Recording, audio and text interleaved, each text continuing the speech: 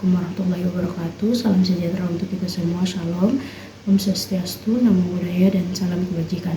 Perkenalkan, nama saya Salma Sarjata Khairan Leo dengan NIM 2025-21015 dari kelas R1D. Pada kesempatan kali ini, saya akan membuat video untuk mata kuliah Ilmu Negara dengan dosen pengampu Dr. Reni Nendisa. Pada kesempatan kali ini, saya akan membahas mengenai pengertian negara, pengertian ilmu negara, dan juga objek ilmu negara. Yang pertama, dari Prof. Miriam Budiarjo. Prof. Miriam Budiarjo mengatakan bahwa negara adalah suatu organisasi di suatu wilayah yang dapat memaksakan kekuasaannya secara sah untuk menetapkan tujuan hidup yang baru. Yang kedua, menurut Lokman, negara adalah organisasi kekuasaan yang bertujuan untuk mengatur masyarakat menggunakan kekuasaannya. Yang ketiga, menurut Jelinek, negara adalah organisasi kekuasaan dari sekelompok manusia yang telah bertempatkan diri pada suatu wilayah tertentu. Lalu, apa pengertian dari ilmu negara? Kita cari tahu bersama-sama yuk. Menurut Prof. Miriam Budiarjo pada bukunya yaitu Dasar-Dasar Ilmu Politik, Prof. Miriam Budiarjo menyebutkan bahwa ilmu negara adalah ilmu yang mempelajari tentang pengertian-pengertian pokok dan juga sendi-sendi pokok pada negara dan hukum negara pada umumnya. Menurut Jelinek, ilmu negara adalah ilmu yang mempelajari negara dari segi sosiologis dan juga yuridis. Ini dibagi menjadi dua, yaitu ilmu negara umum yang bersifat teoritis, abstrak, dan universal, dan ilmu negara khusus yang mengkaji suatu negara tertentu. The last one yaitu Mulkos Nardi yang menyatakan bahwa ilmu negara adalah ilmu pengetahuan yang mempelajari tentang asas-asas pokok dan juga pengertian mendasar tentang negara dan juga hukum tata negara. Lalu, objek ilmu negara itu apa sih? Jadi, objek ilmu negara dalam pengertian umum yaitu negara itu sendiri yang bersifat umum, abstrak, dan universal, dan tidak terikat pada waktu, tempat, dan keadaan. Objek ini bersifat teoritis. Ada 4 objek kajian dari ilmu negara. Yang pertama yaitu asal-usul negara, yang kedua yaitu hakikat dan teori tentang kedaulatan negara secara universal, yang ketiga yaitu bentuk-bentuk negara dan pemerintahan, misalnya ada republik, ada monarki, ada juga presidensial dan juga demokrasi. Yang terakhir yaitu adalah teori tujuan negara dan unsur-unsur negara secara abstrak. Oke, itu dia pengertian mengenai negara, ilmu negara, serta objek kajian dari ilmu negara. Terima kasih telah menonton. Assalamualaikum warahmatullahi wabarakatuh. Bye-bye. Halo semuanya, Assalamualaikum warahmatullahi wabarakatuh. Salam sejahtera untuk kita semua. Shalom, Om Swastiastu, Namo Buddhaya, dan salam kebajikan.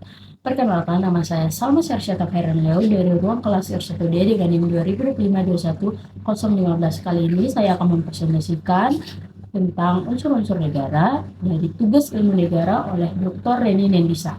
Di sini unsur-unsur negara dibagi menjadi 4. Yang pertama yaitu unsur negara secara klasik. Di situ di mana terdiri atas wilayah, rakyat, pemerintah, dan pengakuan dari negara lain. Yang kedua yaitu unsur negara secara yuridis. Di sini ada wilayah hukum yang dimana ada darat, laut, udara, orang, serta batas wewenangnya. Kemudian ada secara subjek hukum pada negara, subjek hukumnya adalah pemerintah yang berdaulat. Yang ketiga yaitu unsur-unsur negara secara sosiologis. Di sini terbagi menjadi 2, yaitu faktor sosial dan juga faktor alam. Faktor sosial meliputi ekonomi, wilayah, dan juga budaya. Dan faktor alam adalah meliputi bangsa dan juga wilayah. Yang keempat yaitu unsur negara secara Montevideo. Montevideo sendiri adalah sebuah traktat yang dibuat pada Montevideo, Uruguay pada tanggal 26 Desember 1933 dan ditandatangani oleh 19 negara. Pada konvensi Montevideo sendiri mencantumkan teori deklaratif dan juga mencantumkan tentang hak dan kewajiban dari suatu negara. Itu saja dari saya mengenai unsur-unsur negara. Terima kasih. Assalamualaikum warahmatullahi wabarakatuh. Halo semuanya, Assalamualaikum warahmatullahi wabarakatuh. Perkenalkan, nama saya Salma Syarisyah Tamherleo dari ruang kelas R1D dengan NIM 2025-21015. Pada kesempatan kali ini saya ingin menjelaskan mengenai hubungan ilmu negara dengan ilmu kenegaraan lainnya. Di sini saya pertama ingin mengutip suatu kutipan, yaitu ilmu pengetahuan tidak dapat dipilah-pilahkan dan dikotak-kotakan secara mati. Ini dari Isjawa tahun 1980. Ilmu negara sendiri merupakan salah satu cabang ilmu pengetahuan yang tidak bisa berdiri sendiri dan harus berhubungan dengan ilmu yang lainnya, terutama ilmu kenegaraan, agar dapat saling mengisi dan melengkapi. Ilmu negara sendiri merupakan ilmu sosial, ilmu pengetahuan sosial, sama halnya seperti ilmu politik, ilmu hukum, dan juga ilmu kebudayaan lainnya. Dan dia bersumber pada satu induk ilmu pengetahuan, induk dari segala induk ilmu pengetahuan, yaitu filsafat. Yang pertama yaitu hubungan antara ilmu negara dengan hukum tata negara. Ilmu negara dan hukum tata negara sendiri saling berkaitan, namun mereka memiliki perbedaan. Perbedaannya yaitu ilmu negara menganggap negara sebagai objek penyelidikannya yang meliputi asal mula, sifat hakikat, bentuk negara, serta mengesampingkan hal-hal yang bersifat khusus. Nah, sedangkan hukum tata negara sendiri dia lebih bersifat spesial. Dia itu membahas suatu negara tertentu. Contohnya hukum tata negara Indonesia membahas bagaimana tatanan hukum dalam kenegaraan itu yang khusus berada di Indonesia. Contohnya lagi hukum tata negara di Amerika sama juga membahas khusus tatanan hukum dari negara Amerika. Seperti itu. Yang kedua yaitu hubungan antara ilmu politik dan ilmu negara. Ilmu politik sendiri merupakan salah satu cabang ilmu pengetahuan yang mempelajari tentang negara, mempelajari tentang syarat-syarat berdirinya negara, lalu hakikat dari negara, formasi-formasi negara, dan perkembangan negara. Perbedaannya yaitu ilmu negara dan juga hukum tata negara mempelajari struktur atau kerangka negara itu secara yuridis. Lalu menurut ahli yang bernama Hutting pada buku Suhino tahun 2000, ia menyebutkan bahwa ilmu politik merupakan sosiologi negara. Di sini bisa kita simpulkan bahwa ilmu negara dan hukum tata negara mempelajari negara dengan metode yuridis, sedangkan ilmu politik mempelajari negara dengan metode sosiologis. Yang ketiga yaitu hubungan antara ilmu negara dengan hukum administrasi negara. Kita ketahui dulu definisinya. Hukum administrasi negara sendiri adalah hukum yang mengatur mengenai organ administrasi dengan masyarakat. Untuk bidangnya meliputi perpajakan, pegawai negeri, serta perizinan dan juga pendaftaran yang menciptakan hak. Untuk persamaannya yaitu hukum administrasi negara dan ilmu negara sama-sama mempelajari tentang negara. Namun ilmu negara sendiri mempelajari negara itu secara umum, abstrak dan juga universal. Sedangkan hukum administrasi negara mempelajari negara dalam keadaan bergerak, yaitu mengatur bagaimana organ administrasi itu berhubungan langsung dengan masyarakat. Yang keempat yaitu hubungan antara ilmu negara dengan ilmu perbandingan HTN. ilmu perbandingan HTN atau yang biasa juga kita kenal dengan comparative government.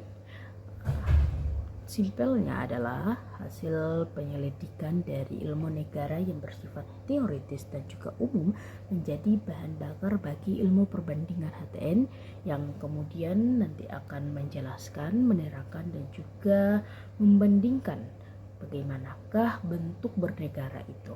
Yang kelima dan yang terakhir yaitu hubungan antara ilmu negara dengan disiplin ilmu lainnya. Pada hakikatnya ilmu negara itu tidak bisa berdiri sendiri. Ilmu negara membutuhkan ilmu-ilmu lain dalam hal hidup dan juga penghidupan manusia. Contohnya seperti apa? Contohnya seperti sosiologi, psikologi, ekonomi, hukum, filsafat, dan lain-lain sebagainya. Dan mungkin itu saja dari saya, kurang dan lebihnya mohon dimaafkan. Wassalamualaikum warahmatullahi wabarakatuh. Salam sejahtera untuk kita semua. Shalom dan terima kasih banyak telah menonton hingga selesai. Halo semuanya, Assalamualaikum warahmatullahi wabarakatuh. Perkenalkan, nama saya Salma Syarsyata Maranleo dari ruang kelas R1D dengan NIM 2025-21-015 dengan dosen pengampu Dr. Reni Nindisa. Pada kesempatan kali ini saya akan menjelaskan apa itu teori terbentuknya negara dan juga teori lenyapnya negara. Di sini saya akan memberikan 4 teori terbentuknya negara. Yang pertama yaitu teori ketuhanan atau juga teori teokrasi. Teori teokrasi ini menganggap penguasa atau raja adalah perwakilan dari Tuhan yang berada di dunia dan kekuasaan yang dimiliki oleh raja adalah mandat yang diberikan oleh Tuhan yang kemudian akan dipertanggungjawabkan. Contoh dari negara ini yaitu ada Kekaisaran Mesir kuno dan juga ada negara Inggris. Yang kedua yaitu teori kontrak sosial yang dikemukakan oleh Thomas Hobbes, John Locke, dan juga Rousseau.